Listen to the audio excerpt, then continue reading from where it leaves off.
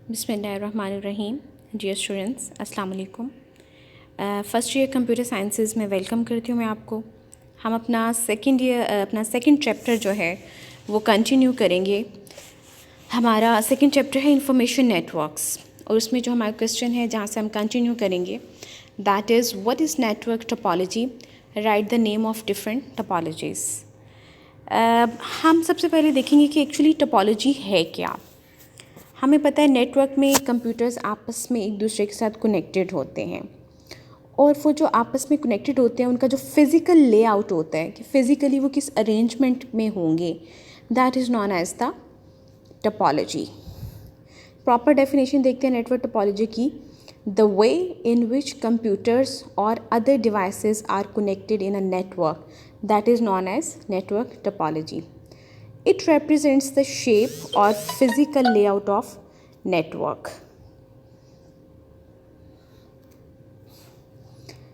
हमारे पास जो most commonly use होती हैं टोपोलॉजीज़ वो हैं, फर्स्ट पे आ जाती है बस topology, second star topology, ring topology, tree topology और mesh topology.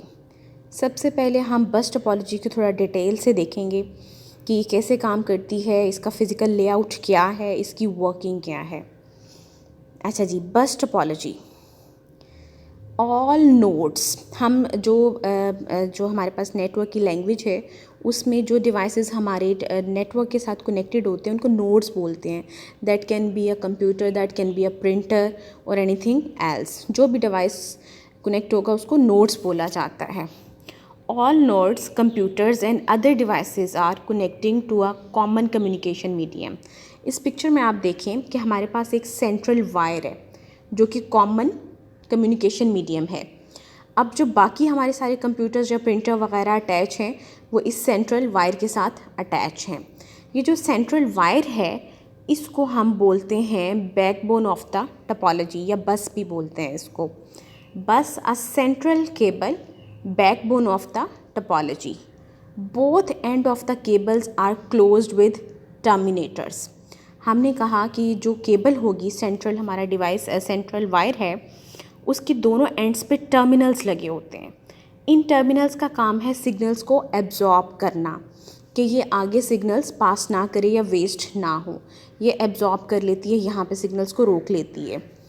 Terminal special small devices that absorbs data signals or prevent data signals, also known as terminating resistance. Suitable for small network. ये बस topology है, ये suit करती है small number of computers के लिए. 10-15 computers हैं, इस तरह से ये उनके लिए बेस्ट लेआउट होता है. अब देखते हैं कि इसकी वर्किंग क्या है. जब एक सिस्टम को किसी दूसरे सिस्टम को मैसेज पास करना होता है तो किस वे से जो है वो पास होता है. देखते हैं जी working. Determine whether the media is in use और फ्री. सबसे पहले ये चेक करेगी कि मीडिया फ्री है या इन यूज़ है. If no other device transmitting the data, it sends a message. अगर कोई भी डिवाइस दूसरे डिवाइस को डाटा सेंड नहीं कर रहा तो ये फिर अपना डाटा कंप्यूटर सेंड कर देगा. एक्चुअली इसका मैकेनिज़्म इस तरह से होता है. ये डायग्राम की तरफ देखें ज़रा आप.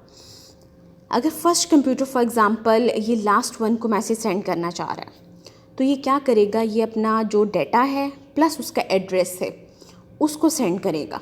ठीक है, ये इस मीडियम पे जो है जितने कंप्यूटर्स अटैच होंगे सब जब जब उनके पास जाएगा सब उसको 1 बाय 1 चेक करेंगे.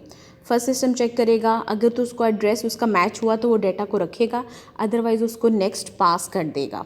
इसी तरह जब तक एड्रेस मैच नहीं होगा वो डाटा को नहीं रखेंगे और नेक्स्ट पास ऑन करते जाएंगे. और जो डिज़ायर्ड कंप्यूटर है जिसका एड्रेस मैच होगा, वो जब एड्रेस मैच होगा तो वो उसको रख लेगा. इसमें जो एक प्रॉब्लम हमारे पास आ जाती है वो अक्सर कोलिजन की प्रॉब्लम आ जाती है. अगर दो systems at a time message send करें मीडियम पे तो डाटा कोलैप्स हो जाता है. ऐसा जी नेक्स्ट देखते हैं. If no other device transmitting the data, it sends a message plus address of the destination computer. हमने कहा कि जो डाटा सेंड होता है, जो मैसेज सेंड होता है उसमें वो मैसेज होता है प्लस जो जिसको आपने डेस्टिनेटेड हमारा कंप्यूटर होगा, जो डेस्टिनेशन वाला है उसका एड्रेस होगा. Message moves from one computer to another through the bus. Message जो है वो बस पे ट्रैवल करेगा एक कंप्यूटर से नेक्स्ट, जब तक कि एड्रेस मैच ना हो जाए। ईच कंप्यूटर रिसीव्स मैसेज, हर कंप्यूटर मैसेज रिसीव करेगा, चेक करेगा उसका attach address. If destination address match then it accept, otherwise क्या करेगा, मूव कर देगा टू द नेक्स्ट कंप्यूटर। अच्छा जी, इसके थोड़े से बेनिफिट्स भी देख लेते हैं। ये सिंपल है, बहुत इजी टू कॉन्फ़िगर भी है, इजी टू इंस्टॉल है, मेंटेनेंस भी बहुत आसान है, लेस एक्सपेंसिव है, बहुत ज़्यादा कॉस्टली डिवाइसेस नहीं चाहिए कोई extra.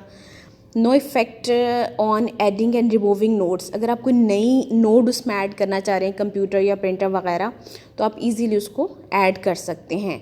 No effect on other nodes if one node fails, अगर एक नोड फेल हो गई है तो वो बाकी नेटवर्क को डिस्टर्ब नहीं कर रही।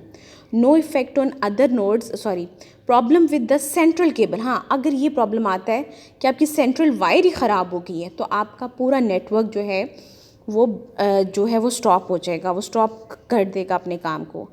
लेकिन इसका एक डिसएडवांटेज और भी है कि it supports only small number of nodes not suitable for large network, जहाँ पे आपके पास नंबर ऑफ कंप्यूटर्स काफ़ी ज़्यादा होंगे वहाँ पे ये उसको सपोर्ट नहीं करेगा।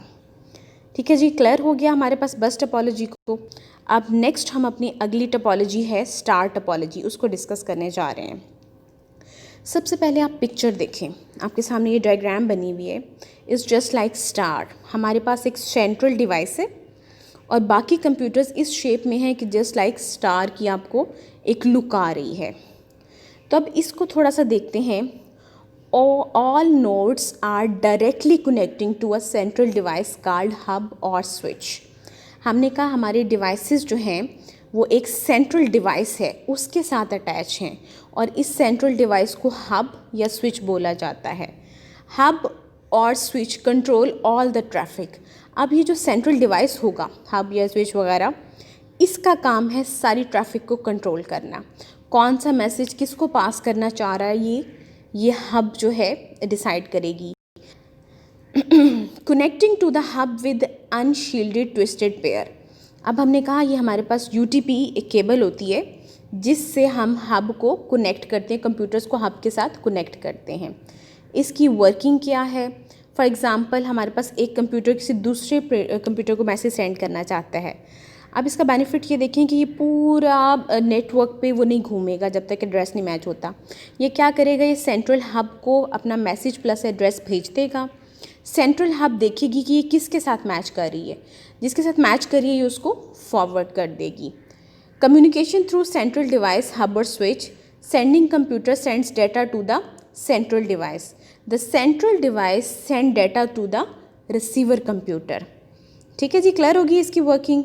नेक्स्ट है हमारे पास हब क्या है, broadband message intended nodes accept other ignores. Hub में भी हब और स्विच दो चीज़ें मैंने आपको डिस्कस की, उनका डिफरेंस थोड़ा सा बताना चाह रही हूँ कि जो हब लगी होगी ना, जब उसको मैसेज और एड्रेस आएगा तो वो सब कंप्यूटर्स को फॉरवर्ड कर देगी। जिसका वो होगा वो एक्सेप्ट कर लेगा, जिसका नहीं होगा वो उसको इग्नोर कर देगा। लेकिन अगर वहाँ हब की जगह स्विच लगा हुआ है तो स्विच में हमारे पास ये बेनिफिट है कि स्विच जो है वो हब से थोड़ा सा इंटेलिजेंट है, like hub but more intelligent than hub. Records the address of the computer connecting to it in a table, send message to the receiver computer only.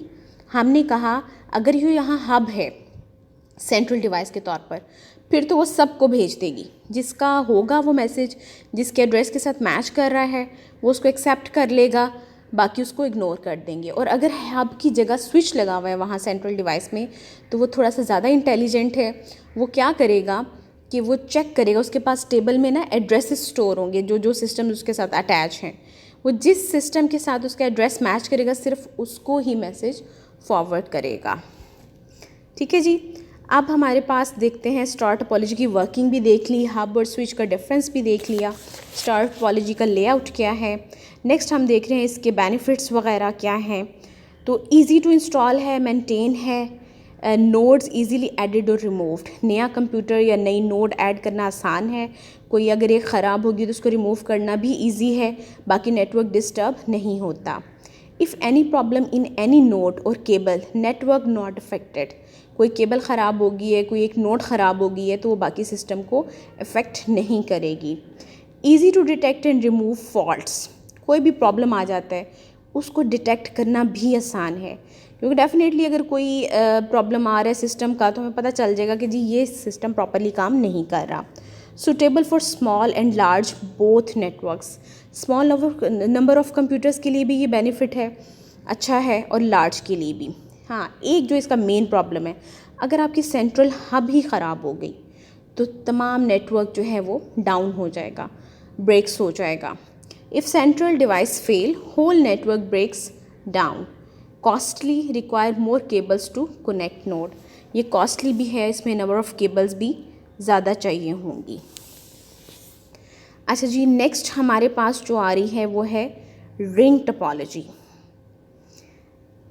Ring topology की आप picture थोड़ी सी देखें। इसमें computer हमारे पास एक ring form में arranged हैं, first computer, then second, then third, then fourth, और जो फर्स्ट कंप्यूटर है वो लास्ट कंप्यूटर के साथ अटैच है और एक रिंग की शेप बनी हुई है।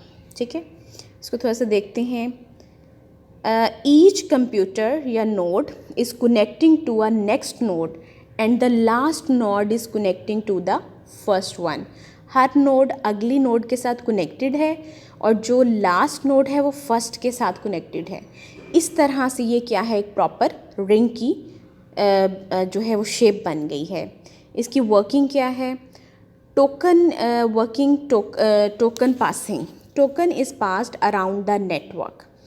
The computer that has control of the token can transmit data message। एक टोकन है जो पूरे नेटवर्क पे सर्कुलेट कर रहा है। जिस कंप्यूटर के पास वो टोकन होगा वो मैसेज को फॉरवर्ड कर सकेगा। फॉर एग्ज़ाम्पल यहाँ हमारे पास सेकंड वाला कंप्यूटर है, उसके पास टोकन मौजूद है, वो अपना मैसेज आगे फॉरवर्ड कर देगा, और जब उसने अपना मैसेज डिलीवर कर दिया तो उस टोकन को जो नेक्स्ट डिज़ायर है, जो नेक्स्ट कंप्यूटर सेंड करना चाह रहा है टोकन, उसको पास कर देगा।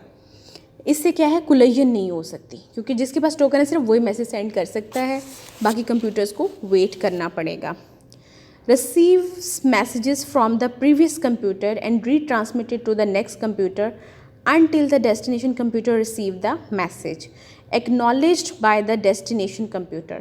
acknowledge किस तरह से होता है?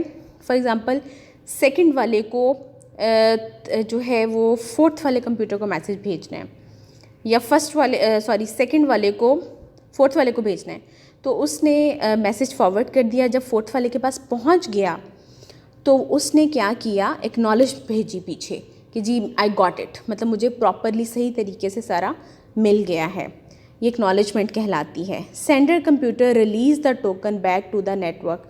फिर जब उसको पता चल जाता है कि जी मेरा मैसेज प्रॉपरली पहुंच गया है, तो सेंडर फिर टोकन को रिलीज़ कर देता है, जिसको चाहिए होती है वो नेक्स्ट टोकन ले लेता है।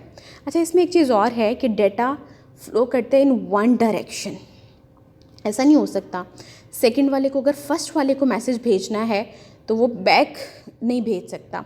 क्या होगा, सेकंड वाला पहले थर्ड के पास जाएगा, वो उसका एड्रेस मैच करेगा, नहीं हुआ, फिर थर्ड वाला फोर्थ के पास, फोर्थ वाला फर्स्ट के पास, फिर ये जाके अपनी डेस्टिनेशन पे पहुंचेगा। अच्छा जी, नेक्स्ट है लेस एक्सपेंसिव है than star topology, easy to install है एंड मेंटेन है, इक्वल एक्सेस है, message regenerates, refresh can travel over a longer distance. अगर वो मैसेज प्रॉपरली अपनी डेस्टिनेशन पे नहीं पहुंचता तो वो रीजनरेट हो जाता है। ये जो इसका एक प्रॉब्लम है कि अगर इनमें से एक नोड फेल हो जाती, फॉर एग्जांपल सेकंड वाली नोड फेल होगी तो कम्युनिकेशन फर्स्ट की आगे सारी बंद हो गई, ना वो थर्ड को भेज सकता है, ना वो फोर्थ कंप्यूटर को मैसेज भेज सकता है। हाँ, सेकंड थर्ड को भेज सकता है, थर्ड फर्स्ट को भेज सकता है। If one node fails or ring is broken at any point, the entire network stop functioning। Adding or removing the node affect the whole network। आपको नई कंप्यूटर नोड ऐड करनी है तो उसमें जो है वो आपका सारा नेटवर्क जो है वो डिस्टर्ब होगा, क्योंकि वो रुकेगा और फिर नया आप ऐड कर सकते हैं। चलें जी, थैंक यू सो मच। अब नेक्स्ट जो है कल इंशाल्लाह हमारी 2 टोपोलॉजीज़ रह गई हैं, ट्री और मैश, उनको डिस्कस करेंगे। आज का टॉपिक हम यहीं पे ख़त्म करते हैं। अल्लाह हाफ़िज़।